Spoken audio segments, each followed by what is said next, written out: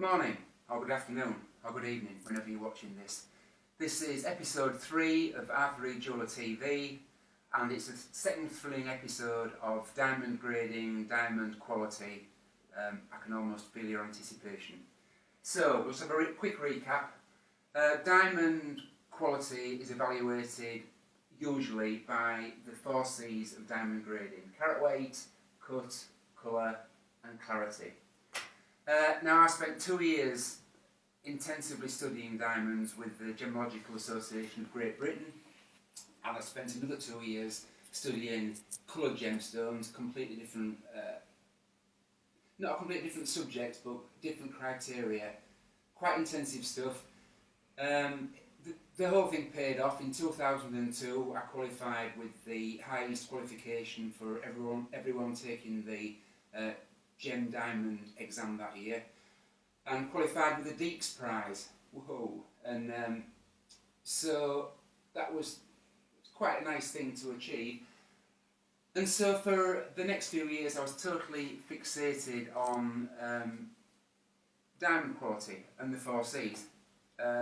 It was everything. The 4 C's of diamond grading became the gospel for me for the next few years. And I want to just kind of explain why the 4 C's of diamond grading should be a guide and not the gospel, although the jewellery trade will try to have you focused on these minute details that increase the 4 C's on one specific stone, and hence the value and hence what you pay for it. It kind of dawned on me over a period of time that when you get a new diamond ring or a new pair of earrings or whatever, people don't tend to say, hey, that's a really nice VS Colour G diamond you've got there in your ring. They tend to say, that's a really nice sparkly ring, that ring's really pleasing, that ring really suits you, those earrings look fantastic, look fabulous. The diamond grading, as soon as you've bought your stone, tends to get put in a drawer and forgotten about. It's how pleasing the stone is and how effective the mount is in relation to Arthur Reed Jeweller episode 1. So I would suggest that the first thing that you look at when you're looking at diamonds or you're looking at diamond jewellery is how pleasing the stone is. I get people in who are Google experts having looked at the 4 C's on the internet, and they're completely fixated on what clarity it is and whether it's got a certificate from whatever laboratory. And they don't even look at the gemstone, and this is completely upside down if you just think about the practicalities of how it's going to be used and how it's going to be worn.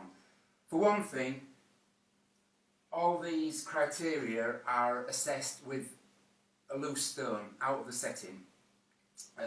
As I already explained, colour is actually assessed with a stone upside down, so you're looking at the stone through the back at 30 degrees from an angle that you'll never ever look at it when you've got it in a piece of jewellery.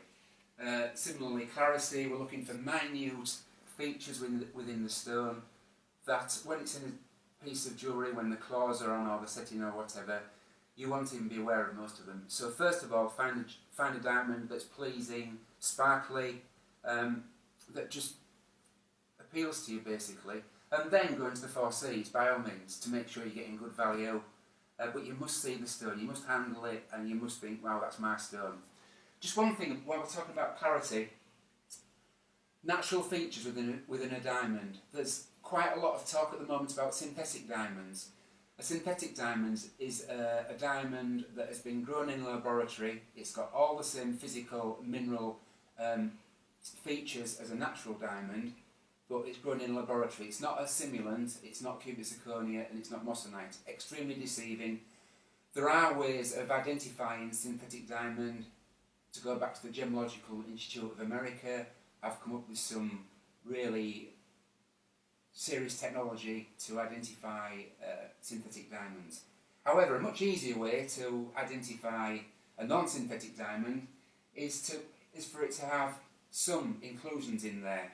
Learn to use appropriate magnification, which if you come to Arthur Reed Jeweller, we'll show you how to use that. And you can identify your own stone by its natural bits and pieces. Sometimes the inclusions tend to have a bad connotation as a word, are referred to as nature's fingerprints, which is a bit of romanticising.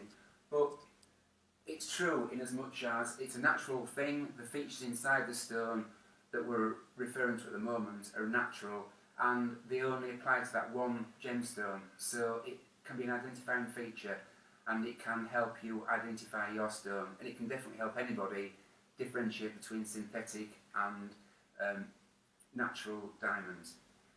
And why does all this really matter? Well, a colour D, internally flawless diamond, as in gemologically perfect, is going to be roughly twice as expensive as a colour GH VS diamond, with all of the things being equal, size, proportions cut. And when it's set in a piece of jewellery, unless you're an extremely highly trained gemologist who can use magnification properly, who knows what we're looking for, you'll struggle to see any difference between the two stones. So I don't know what the prices are at the moment, but say an IFD diamond of a carat is £10,000, I don't know.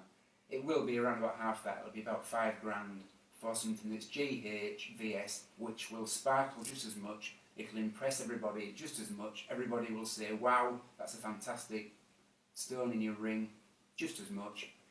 So I would just suggest that the appearance of the stone is ultimately more important than the 4 C's of diamond grading. So that'll do for episode 3. We're out of time now. I've got to go for my QVC audition, and we'll see you for episode 4 in a couple of weeks' time. Thanks for your support and thanks for watching.